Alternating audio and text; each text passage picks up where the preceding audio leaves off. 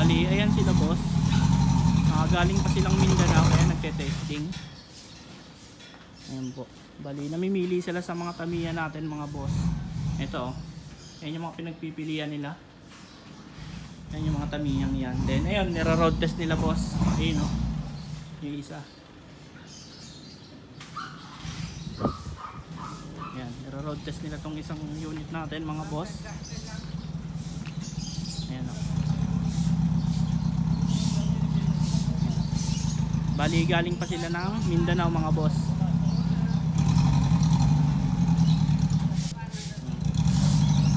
Nira-road test nila to. Bali, hindi pa nakakabit yung manibela. Bali, wala pang adapter.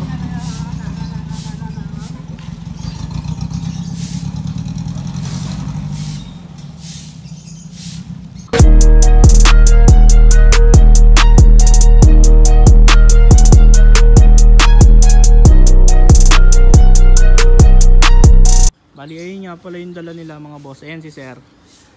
Ayan po. Bali, ito yung nagustuhan nila sa tatlong pinagpilian mga boss.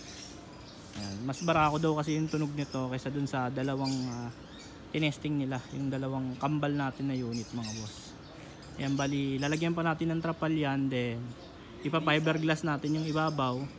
Then, yung mga pintura na dapat retouchin.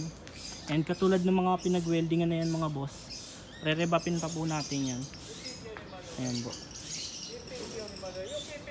And pagkatapos nga po pala nilang i-road test, binayaran agad nila boss kasi pagtapos nila dito is babalik na ulit sila ng Zamboanga. And tayo na po yung bahala sa unit nila. Pagkatapos nyan, ayan, pinicturan lang natin sila mga bossing. And yung mga request nila is syempre gagawin na natin. Fast forward tayo mga bossing, nagawa na po pala yung frame ng mismong salamin. Bali, kaparehas din po ng salamin sa windshield yung ilalagay nating salamin dyan sa ibabaw para talagang matibay. And inuuna niya pong bapingin yung ibabaw kasi yun po yung maraming pinag-weldingan mga boss. Kasi okay naman na tong unit na to, dinagdag lang yung pinaka-frame ng salamin. Ayan. And itong isang unit na yan, ayan, babapingin rin yan kasi may mga dinagdag dyan. Ayan po. Pagkatapos nito mga bossing, dadalhin naman natin siya kay Etoy Upholstery Shop para matrapalan. Bali mga boss, ito pa po yung available natin na Tamiya dito. Dalawang unit pa po yan na nakaatara yung mugs. Bali, same po sila na Toyota 4K ang engine. Yung pinagkaiba lang po nila is yung side mirror, yung plate number, tsaka yung kulay ng bangko mga boss. Bali, ito po yung kambal natin na Tamiya. Ayan, pinaiinit natin dahil nandito lang naman po yan sa garahe. And kung gusto nyo po silang makita, open naman po yan for viewing. And at the same time, pwede nyo rin po siyang i-test drive. Bali, sa mga interesado nga po pala mga bossing, tawag lang po kayo sa number na nakapin dyan sa screen. And ipipin ko rin po yung Facebook page namin para madali nyo kaming makontak at makausap. Bali, ang presyo po pala nito mga boss is 350k, negotiable pa po upon viewing. And kung meron pa po kayong mga request mga bossing, pwede po natin idagdag dito sa unit natin. At bago namin ibigay sa inyo to ay kumpleto na po yung kanyang trapal, gagamitin nyo na lang po. And kung magtatanong kayo kung nakarehistro ba itong to mga boss, yes po, updated po yung rehistro nito hanggang 2026. And pwede rin po namin i-deliver ito sa lugar ninyo. Halimbawang dito sa Luzon, pwede po natin i-land travel to. And kung tatawid naman po katulad ng Visayas at Mindanao, pwede po natin silang i-ship papunta sa lugar ninyo or sa pinakamalapit na pier. And pagtapos nga mga boss maribap at malagyan ng salamin, ito bagong paligo na siya. Bali, tapos na nga po pala tong unit na to mga boss. Ayan yung kinalabasan niya, tapos na din siyang maribap. And may salamin na rin yung ibabaw niya. And pagkatapos mo salaminan, lalagyan to ng trapal mga boss. Bali, kukunin na dito to ng magtatrapal mga boss. Then ayan. Then sa loob, okay na yung loob. Yun yung mga gauge. Ayan o, kompleto.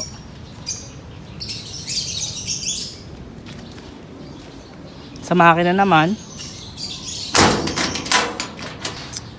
bali sa makina, ayun pa rin naman, wala tayong binago. Kompleto po. Toyota 4K engine, 4-speed manual transmission. Ayan po. Ang kinaibahan lang mga boss, may cover yung radiator nito.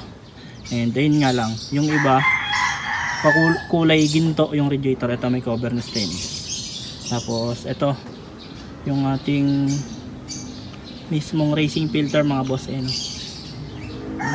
Tapos ayun yung lagay ng harness mga boss. Ayan po. Bali stock lang naman to na Toyota 4K engine. Pinaganda lang natin yung engine bay. Then yung bumper, ayun yung roll bar or yung bull bar.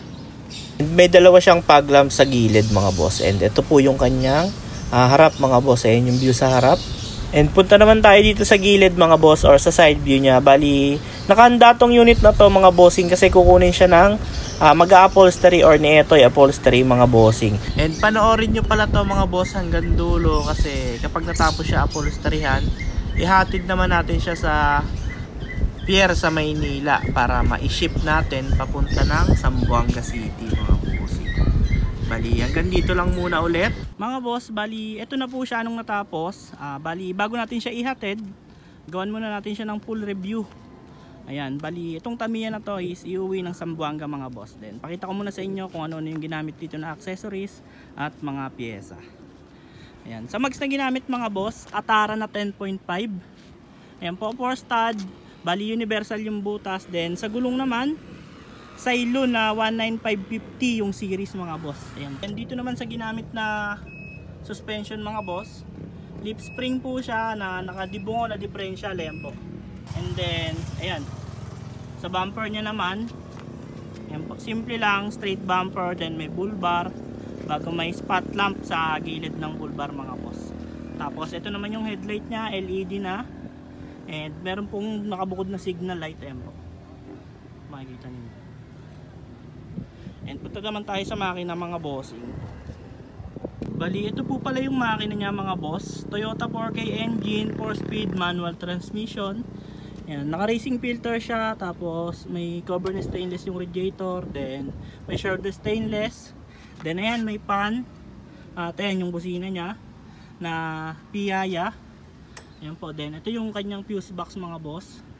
And ayan, stock lang naman mga boss. Then bago yung battery. Ayan po. Tapos ito yung pinaka lusutan ng wiring or yung harness ng wiring mga boss. Ayan yung tubo ng stainless. Then ayan yung fuse box. Ayan po. Malinis na malinis yung engine bay niya. And dito naman mga boss, yung windshield niya, simple lang yung frame. Ayan po, box type na windshield. Then stainless din pala yung kanyang wiper arm. Ayan po. Then sa bubong mga boss, removable naman to. And ito po yung kanyang roof glass mga boss. Bali, pag tinanggal nyo tong trapal, may tatanggalin lang kayo dyan tornilyo. Ayan ang mga tornilyo dyan.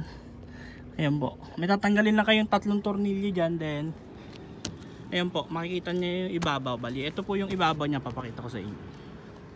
Ayan po, bali may trapal din po pala siya dito. Ayan, ayan, mga removable naman yan mga boss. Sa bangko naman mga bossing, ayan o, Recaro na SR7 yung ginamit natin dito. Ayan. Then ito yung kanyang mga pedal mga boss. Ayan po, naka checkered plate. Stainless na rin yung accelerator pedal niya mga boss. And ito yung mga switch ng fog lamp. Tapos yung sa fan, ayan po. Then ito yung switch ng mismong retract na side mirror niya mga boss. Ayan, paganahin ko yung retract niya. Ito po.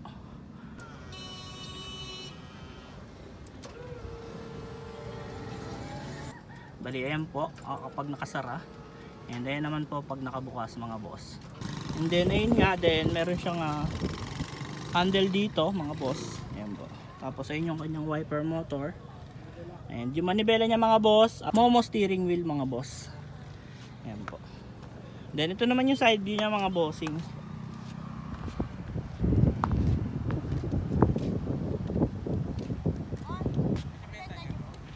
Bali, ayan po yung side view niya mga boss.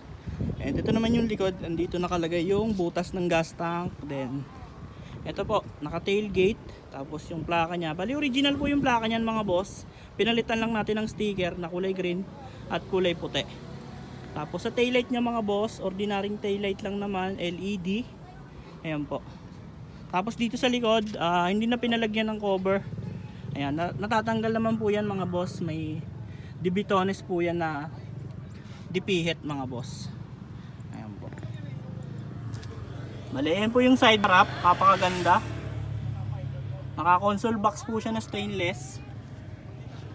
Ayan po. Tapos ito po yung side view nya dito sa kabila. Bali, pinataasan pala siya ng half inch mga boss dito sa side na to. Tsaka sa harap pinataasan ng half inch kasi medyo may isasakay daw si boss na tao sa likod. And tinigasan na rin natin yung likod niyan mga boss. Then pakita ko sa inyo yung under chassis. Ito po. Ayan po yung under chassis niya mga boss. Ayan. Then dito naman sa loob, pakita ko sa inyo to. Yung kanyang console box. Yung mga gauge, kompleto po na speedometer gauge, temperature gauge, oil gauge, fuel gauge, tsaka ampere gauge mga bossing. Tapos merong lighter cigarette dito mga boss. Oh. Cigarette lighter. Ayan. Pwede rin kayo mag-connect dito ng USB mga boss. Tapos naka bubble shift knob tayo. Ayan, console box na stainless. Ayan, then handbrake. Ayan po. Then meron storage box dito mga boss. Ayan. And ito naman po yung view dito sa passenger side. Ayan, nakarekaro siya. And meron na rin po siyang seat belt mga boss. Ayan po. Then ito yung kanyang center mirror. Ayan po. Pag tinanggal nyo po yung mismong trapal, pag tinanggal nyo to, makikita nyo po yung pinaka salamin niya mga boss. Mas maganda siya tignan. And ito yung ating sticker mga boss.